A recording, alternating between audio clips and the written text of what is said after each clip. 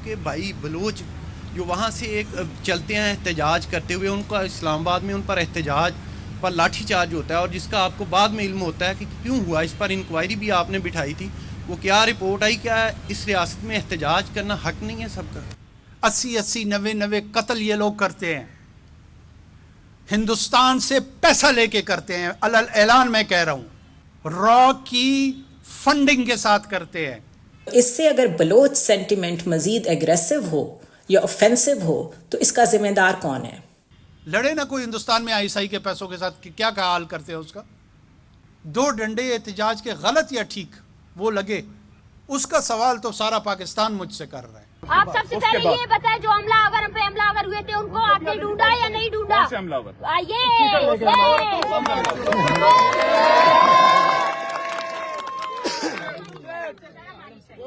ये human rights के champion ना बने। और फिर उन्होंने स्टैंप लगा दी, काकर साहब, उन्होंने स्टैंप लगाई है कि हाँ ये घर घर गली गली जो है ये इराक के एजेंट आके मार रहे हैं। वो जो हलाकतें हुई पाकिस्तान के अंदर कि जी ये उधर से आके किसी ने मार दिया जिहादियों को, उधर से आके किसी ने मार दिया, ये तो गैर मुल्की एजेंसियां आके काम कर रही हैं, गली गली फिर रही हैं भाई। नमस्कार दोस्तों, जय हिंद, आप सभी का स्वागत है। तो दोस्तों ये है पाकिस्तानी पीएम। वैसे तो पाकिस्तान का हर पीएम पाक फौज का टट्टू ही होता है, लेकिन ये जो पीएम है इस वक्त केयर टेकर प्राइम मिनिस्टर, ये थोड़ा पाकिस्तानी फौज का स्पेशल टट्टू है।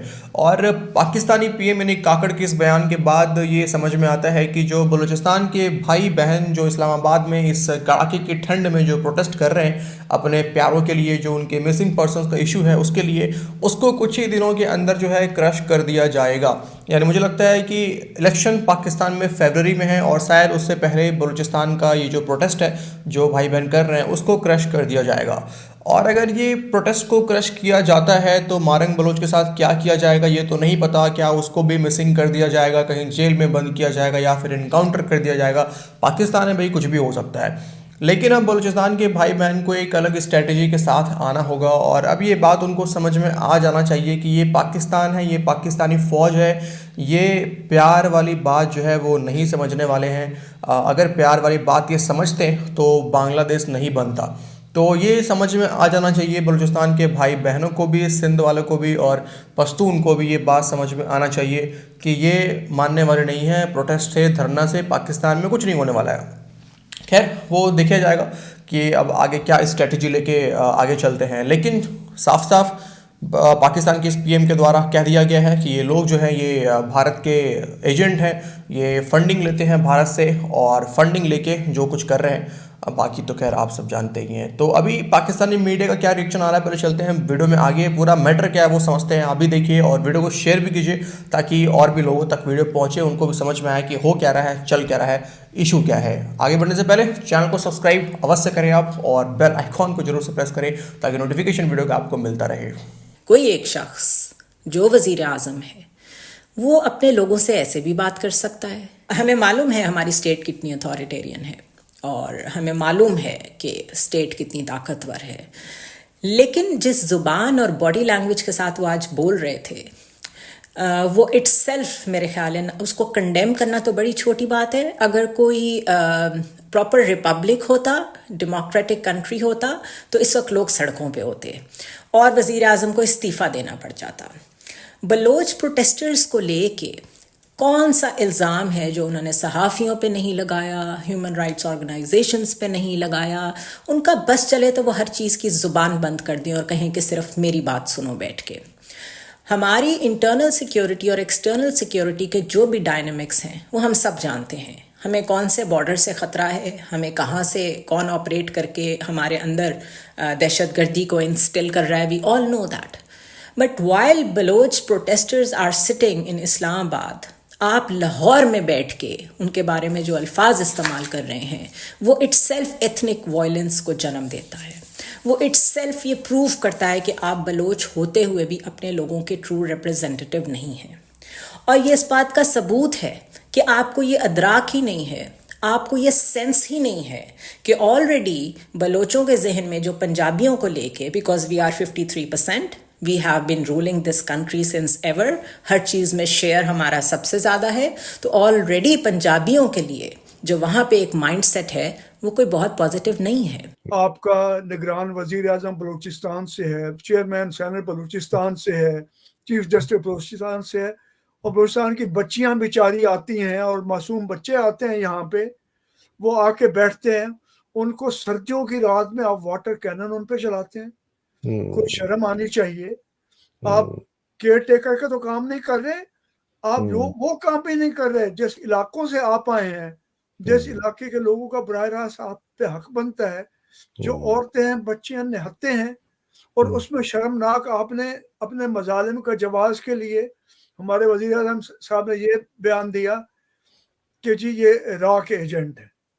सर ये कहते हैं, ये मैं जो दिखा रहा हूँ स्क्रीन, ये इस मैंने कहा सर ये उतना ही बलोच है जितना यजीद मुसलमान था ये, और काजी फायज ईसा भी इतना ही बलोच है, और आसिम मुनीर भी इतना ही मुहब्बे वतन फौजी पाकिस्तान का कमांडर है जितना यजीद खलीफा था। ये सारे जो है ना सर, ये हमें तारीख के ये नजर आ रहे हैं नमूने। ये कहता झूठ है भाई। हाँ। ये यजीद कहता है कि जी ये जो इन्फोर्स डिसअपीयरेंस वाले हैं, जो जबरी लोगों को गायब किया गया, ये सारे टेररिस्ट थे। जी हाँ। और महारंग बलोच कहती है कि ये हमारे खानदानों के ऊपर इसने गाली दी है, जी हाँ। और इसने हमें डराया है और धमकाया है। इस आदमी की शक्ल देखे सर, ये मेरे पास खिलखिलाता हुआ भीख मांगता हुआ आया करता था कि मेरे पास मैं आपके साथ बैठ जाऊं कुर्सी पे, जब मैं हाँ। पाकिस्तान में होता था। ये इतनी नीच जात का आदमी है, इससे हमें कोई उम्मीद नहीं है सर। मैं आपके सामने उनकी कुछ लाइंस पढ़ देती हूँ।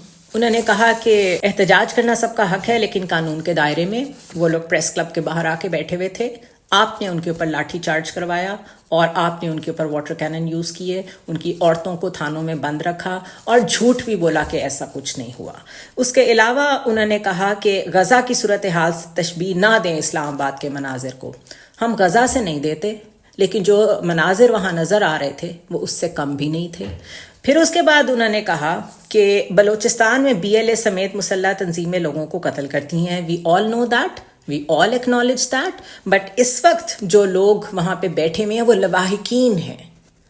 उनको डिफेम करके, उनको मिलाइन करके, या उनके ऊपर मारपीट करके, या ऐसे अल्फाज का इस्तेमाल करके आप लीडर होने का सबूत बिल्कुल नहीं दे रहे। And unfortunately you are representing state at the moment. सहाफियों को भी इराक का एजेंट करार दे दिया है काकर साहब ने। उन्होंने कहा बड़े बड़े सहाफी जो 80s-70s की डेकेड में जो है वो लड़ते रहे हैं, उनसे पैसे लेके गैर मुल्की एजेंसियों से। And if there is some kind of funding already going on over there, जिसकी बेस पे वहां पर तंजीमें जो है वो मुसल्ला होकर जदोजहद कर रही हैं, तो आपका तो काम है बहुत सॉफ्टर ऑप्टिक्स प्रोड्यूस करना, सॉफ्ट इमेज के साथ सामने आना, क्योंकि वो लोग इस वक्त इस्लामाबाद में बैठे हुए हैं। लेकिन आपने तो मजीद एक ऑफेंसिव पॉस्चरिंग शुरू कर दी है, जिससे ये लगता है कि आप तो उन लोगों की बात भी सुनने को तैयार नहीं है। इसी तरह आगे आपने कहा कि ना ये 1971 है, ना ही ये बांग्लादेश बनने जा रहा है। कोई गलतफहमी में ना रहे कि पाकिस्तान को तोड़ देंगे। मुसल्लह तंजीमें 3 से 5 हज़ार बंदे मार चुकी हैं। क्या मुसल्लह तंजीमों को कत्लेआम का लाइसेंस दे दें? ट्विटर पे बैठ के जंग करने की कोशिश की जा रही है। जिस दिन मनसब से हटूंगा फिर खुल के बात करूंगा। दिस इज़ द प्रॉब्लम काकर साहब। आप अभी मनसब पे बैठे हुए अगर खुल के बात नहीं कर सकते तो आपको इस मनसब से उतर जाना चाहिए। यही शिकायत हमें अपने सारे पॉलिटिकल लीडर्स से है कि वक्त पे तो आप मनसब पे बैठे रहते हैं, क्योंकि उस मनसब के साथ बहुत कुछ अटैच्ड होता है जो आप एंजॉय करते हैं। जब नीचे उतरते हैं तो उसके बाद जो आप बोलते हैं उसके ऊपर फिर यकीन नहीं आता, बिकॉज पता नहीं होता कि आप कब सच बोल रहे थे, कब झूठ बोल रहे थे।